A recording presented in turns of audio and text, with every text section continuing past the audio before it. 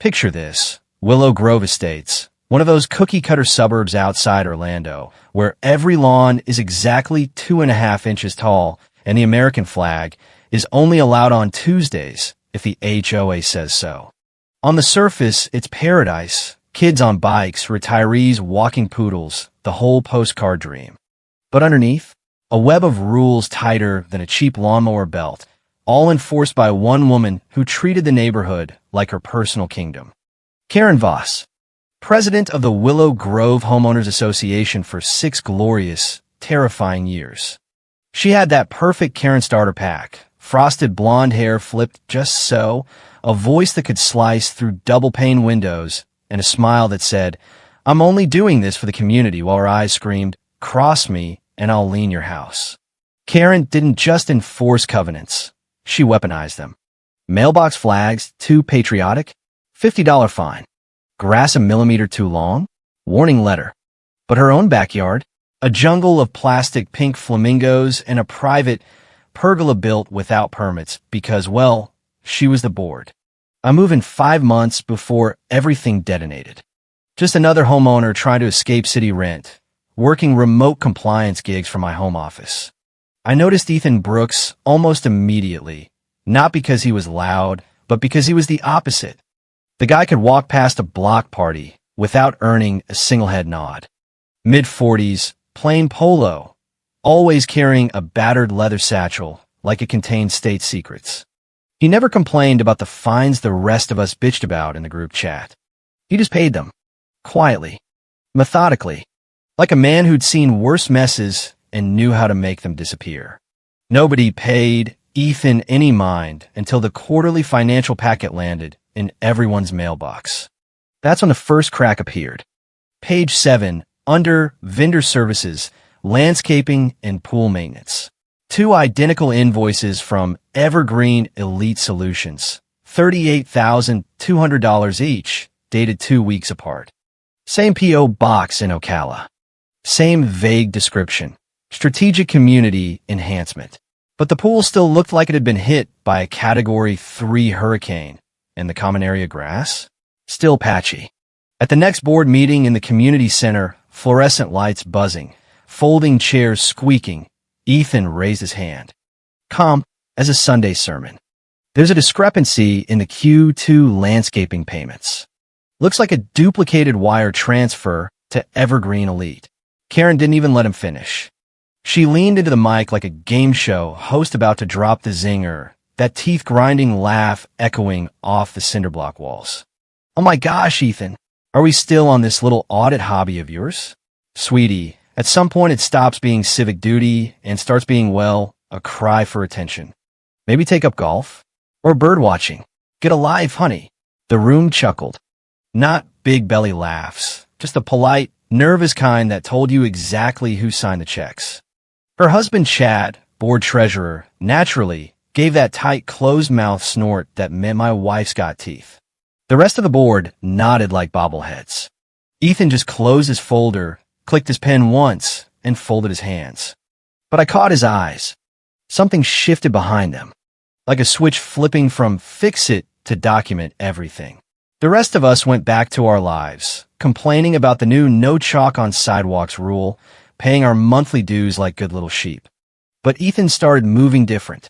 He stopped asking questions out loud. Instead, he began filing formal record requests, every single one perfectly typed, citing Florida Statute 720.303 like it was his personal Bible.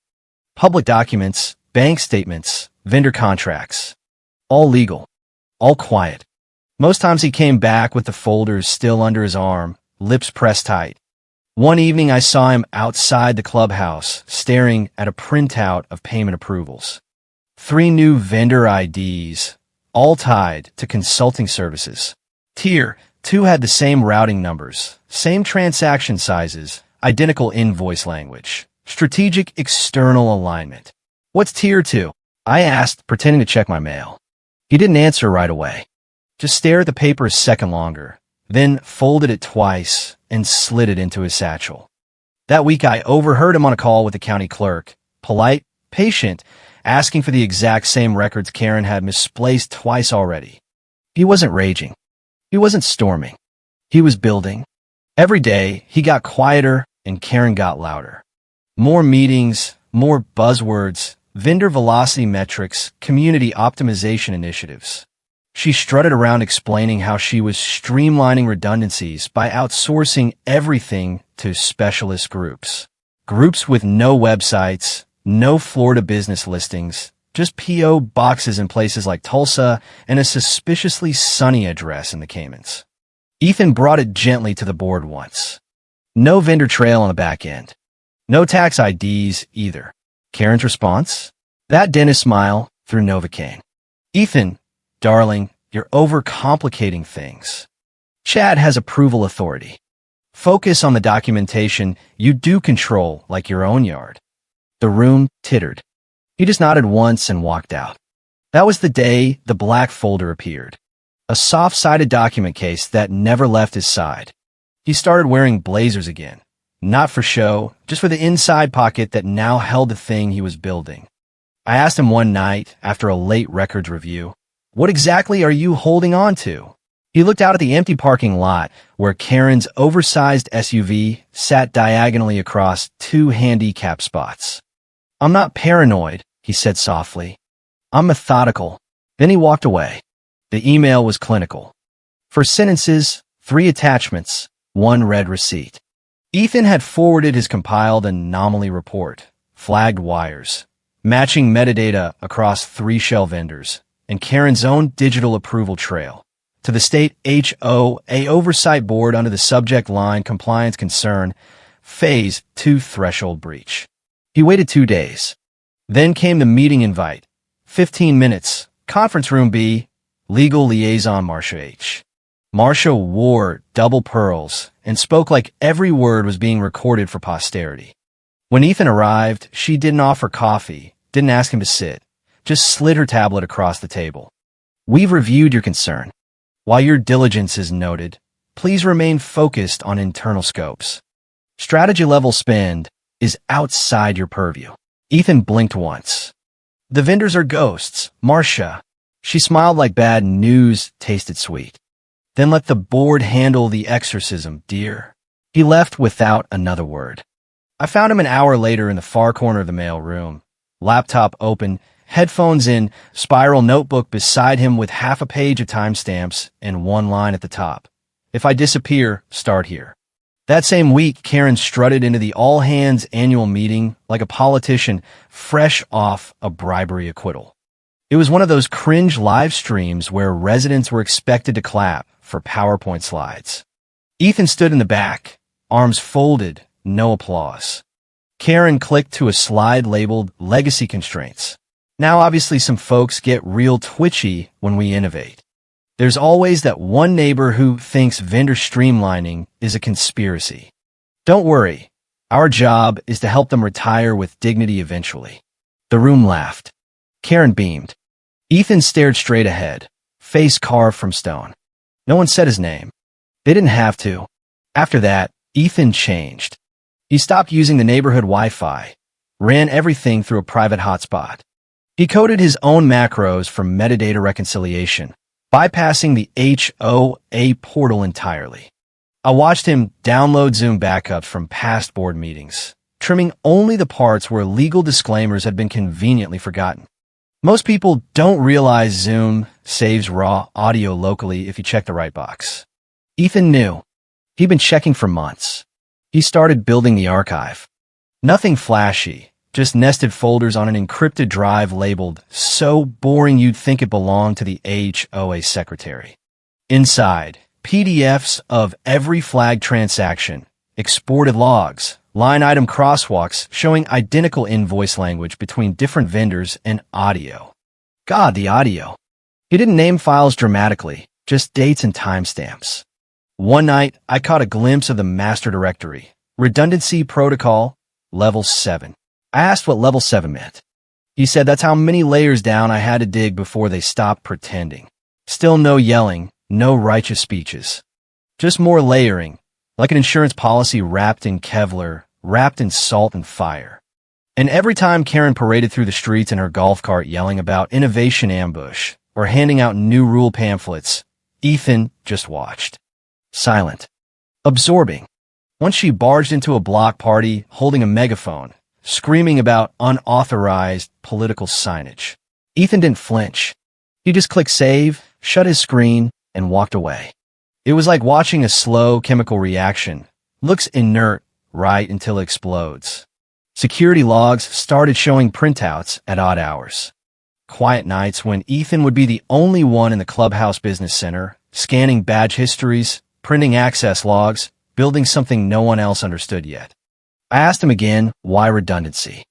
He replied without looking up, because when the system fails, you don't rebuild from the top. You start from the last clean copy. Then he slid another envelope into a file cabinet only he had the key to. The next morning, Karen announced a shiny new strategic partnership with a boutique compliance consultancy based out of a storage unit in Delaware. Ethan didn't raise his hand. He just wrote something on a sticky note and kept typing. That was the day I realized he wasn't hoping they'd fix it anymore. He was preparing for the day they couldn't. Ethan had this ritual I only noticed once I started paying real attention. Every time he found something new, the kind that made him sit back and exhale like someone pressed a loaded gun to the base of his skull, he'd mutter 3 words under his breath. Got you again. No gloating. No smile. Just quiet confirmation that the rot went deeper than even he wanted to believe. It was a Thursday when the pieces finally clicked. 3 shell vendors, Evergreen Elite, Palm Shade Consulting, and Next Wave Maintenance, all recently added to the approved list. All processing 6-figure payments through strategic engagement funds. Ethan ran the metadata like always. But this time he didn't stop at HOA records. He traced IP interactions during invoice uploads, quietly pulling back-end server logs from a Cache County mirror he wasn't supposed to have access to. The packet trail led to a static offshore address in the Caymans. Reverse DNS linked it to a shell registrar owned by a tiny legal firm notorious for digital asset laundering.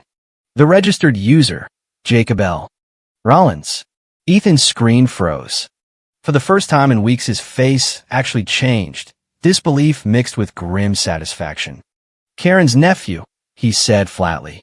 Same NYU finance program. Same apartment. She used to tag him in every LinkedIn post about family first. That night, he stayed after hours. Said he had cleanup work. I stayed too, pretending to finalize my own paperwork while watching him set up 3 devices. Company laptop, personal tablet, desktop hooked to a military-grade encrypted drive. Every file he touched got triple saved. 1 on flash drive, 1 pushed silently to a dead-drop cloud server, 1 synced to a hidden folder on his phone behind a photo gallery labeled Lake House 2019.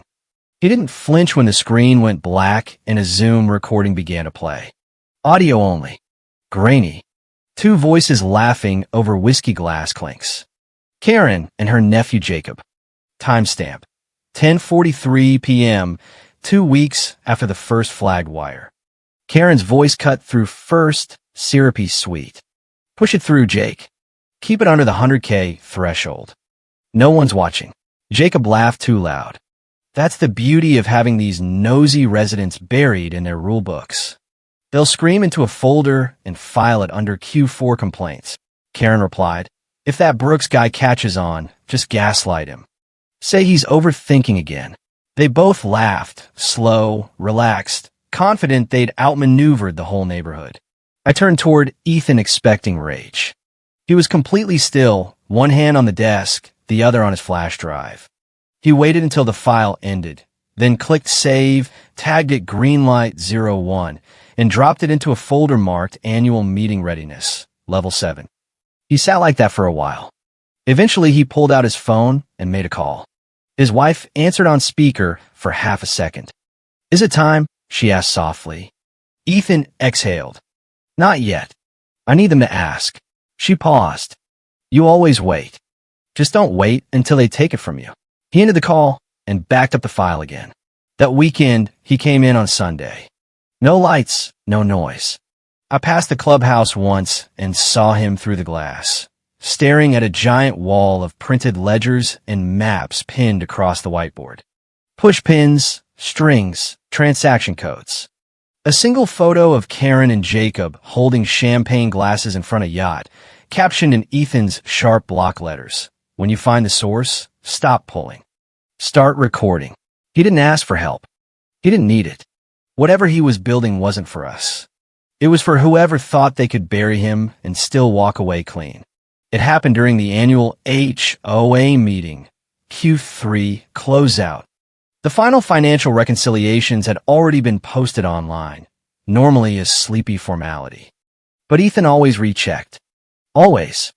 That morning I found him staring at the new draft Karen had just pushed live. An updated forecast alignment memo with glowing projections and perfect expense distributions. Too perfect. Whole segments deleted, overwritten, the missing $600,000 repackaged under Q3 asset reallocation, approved per board strategy. Signatures at the bottom, Karen's only. This, Ethan whispered, is what I needed. He didn't print it. He didn't make a scene. He simply opened a new public case file in the HOA portal, visible to every resident, legal, and the state oversight board. 2 pages, signed, time-stamped, sourced with version history. Title, Falsification of Q3 Vendor Records. Immediate compliance concern. Submitted at 10:12 a.m. By 11:08, his inbox exploded. First the board. Please meet us in the clubhouse at noon.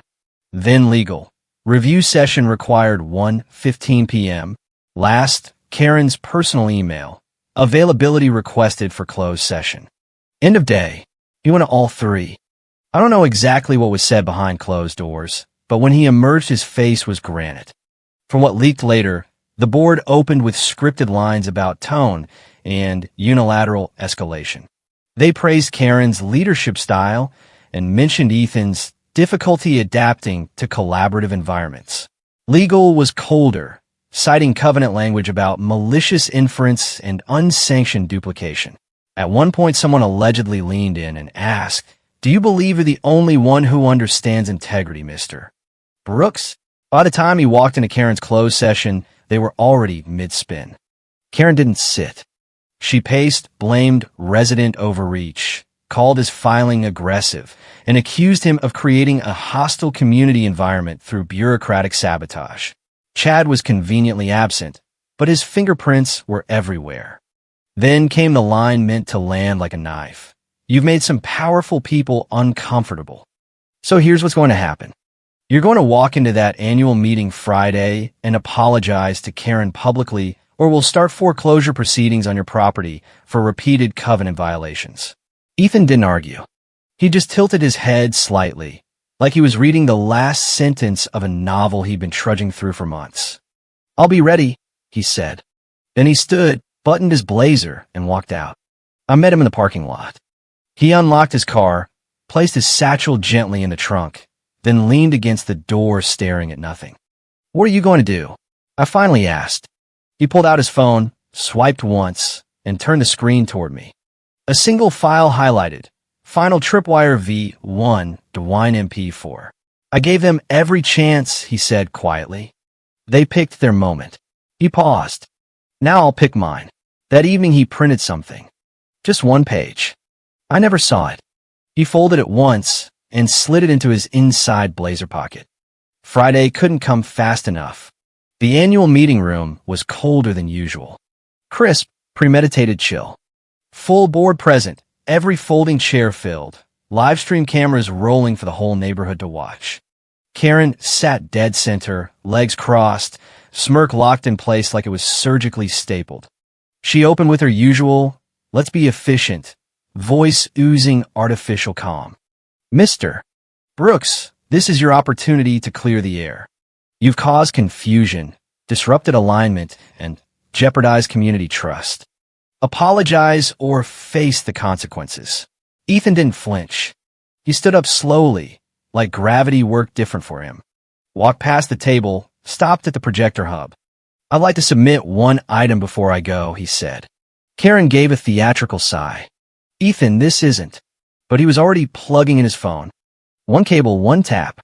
The projector screen blinked, stuttered, then lit up. Black screen. White timestamp. 10:43 p.m. Unscheduled Zoom call. Karen Voss. Jacob Rollins. No title. No warning. Just audio. Karen's voice, unmistakable. Push it through the dummy vendor. If anyone finds it, I'll just call it noise. A few residents shifted in their seats. Jacob's voice followed, smug. Worst case, blame that audit guy. He still prints everything like it's 1995. Then laughter, both of them deep, unguarded, like they just outmaneuvered the entire neighborhood and couldn't believe how easy it was. The room went still. Calcified. One retiree put down her pen like it had become radioactive. Another leaned forward, squinting as if disbelief could erase what she just heard. The board treasurer's face drained of color. Legal counsel stopped pretending to take notes. Karen's smile cracked first. Ethan, she started, voice tight. He held up a single finger. Not to silence her, just to remind her the clip wasn't done. Second audio file, shorter. Karen again, quieter. Now, Jacob has the offshore ready. Keep it under 100K per invoice. No flags. Click. Silence. No music. No branding. Just a black screen and the quiet hum of a room realizing they'd been sitting on a bomb. Ethan unplugged his phone, slid it back into his jacket, looked straight at Karen, then at the board. You asked for my submission, he said. There it is. He turned to the residents. No bow. No apology. Just a slow nod like he was sealing a vault with their shame still echoing inside. Then he walked past Karen, who was now visibly sweating through her designer blouse, past legal, past the board, straight out the door. Calm. Straight-backed. Gone. The projector screen stayed black. But the echo of that audio stayed. For a moment, nobody moved. One board member muttered without lifting his eyes, Is that her voice? No one answered. The treasurer looked like he was trying to disappear into his polo. And Karen, poor, smug, unraveling Karen, finally opened her mouth to spin some half-assed strategic miscommunication speech. That's when the clubhouse doors creaked open behind her. Two men stepped in. No hesitation. No knocking. One wore a Florida Department of Business Regulation windbreaker. The other already had his badge out. Good afternoon, the taller one said calmly. We have reason to believe this recording may constitute a violation of state financial disclosure and fraud prevention statutes. The shorter one scanned the room. Is MS. Karen Voss present? Nobody answered. Karen stiffened like she'd been electrocuted. What is this? She croaked, eyes darting for an ally that wasn't there. The taller agent repeated without emotion. We are executing a preliminary inquiry based on resident-submitted whistleblower documentation received via secure upload. MS. Voss's voice was heard on that recording. We'll need to speak with her and collect any relevant devices associated with this association's financial oversight. A third figure stepped in, a woman with a notepad and Department of Business Regulation lanyard. She didn't say a word, just observed. Karen's mouth opened again, but nothing came out. She tried to rise, maybe to run, maybe to deny, but one agent raised a hand without even looking. Remain seated. The only sound was the soft buzz of overhead lights and the bone-deep silence that tells you the world just tilted and the cliff you've been ignoring is now under your feet. Someone in the audience whispered, Jesus Christ. Another muttered, he told them. Ethan didn't say a word. He was standing just inside the doorway now, silent, composed. He hadn't followed the agents in. He hadn't needed to. He'd simply returned. Not to speak. Not to fight. Just to witness. Karen turned to him, something like a plea forming behind her eyes. But Ethan didn't flinch. He just took a slow, measured step back, hands folded in front of him like a man at a funeral watching the casket lower, knowing full well who he buried. One agent asked for device turnover. Karen didn't move. A board member finally spoke, not to Ethan, not to the agents, but to the room, locker access. All of it.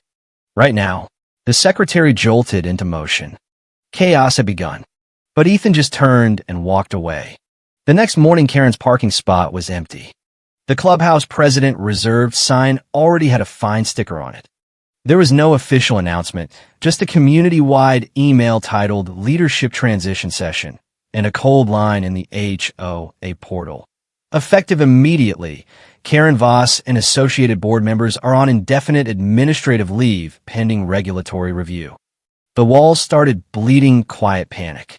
Neighbors whispered behind closed doors. The finance committee pulled 6 straight hours of backlogged reconciliations trying to scrub a ledger.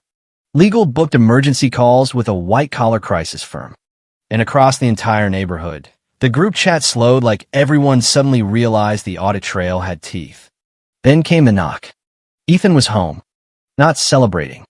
Not hiding. Just raking leaves in his front yard. His wife handed him the phone. Unknown number. Tallahassee area code. It wasn't the board. It was the chair of the State Oversight Commission. She didn't grovel, didn't bluff, just got straight to the point. Mr. Brooks, we need someone who understands the system you built.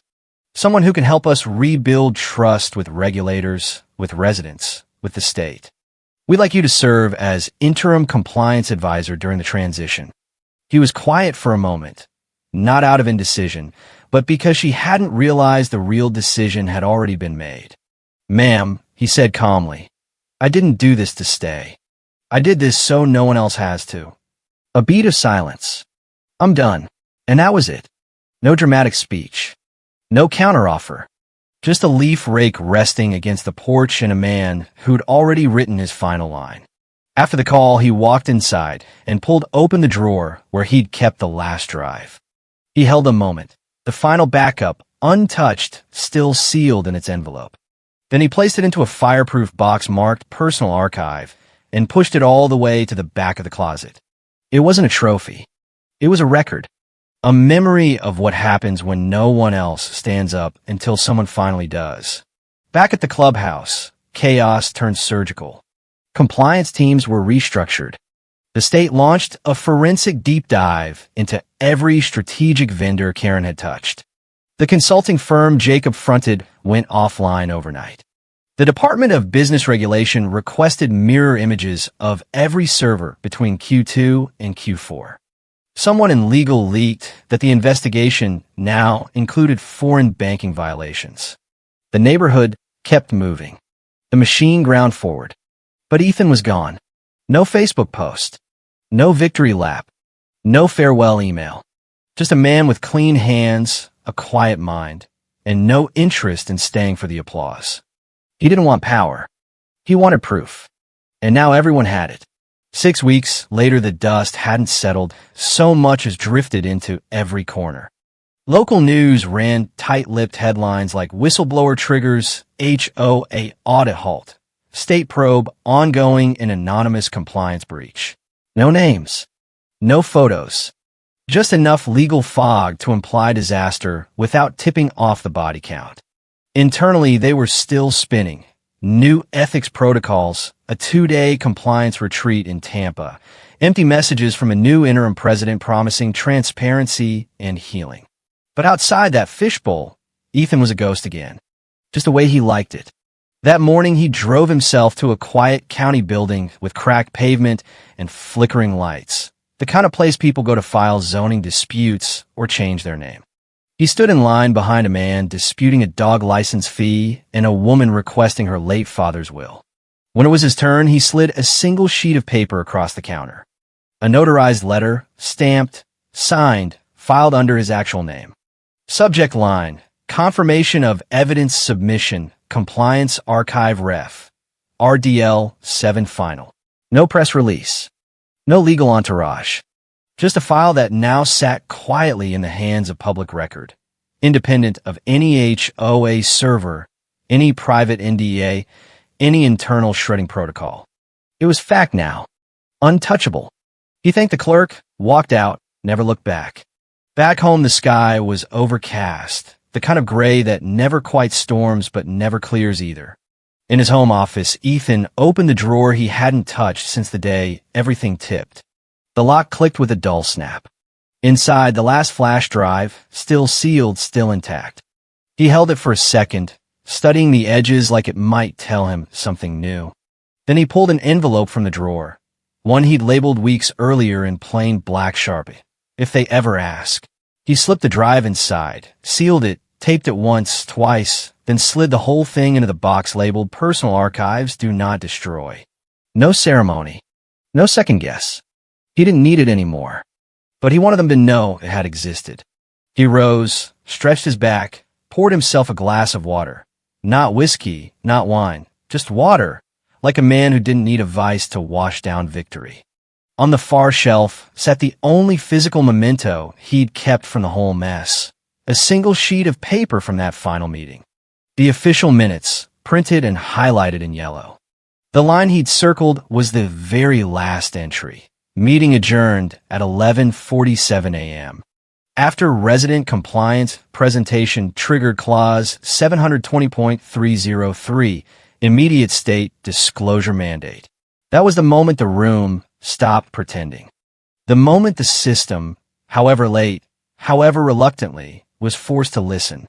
He didn't frame it, didn't hang it, just folded it neatly, slid it into the same drawer, and closed it. The HOA didn't protect him, but he protected the neighborhood. And sometimes that was enough.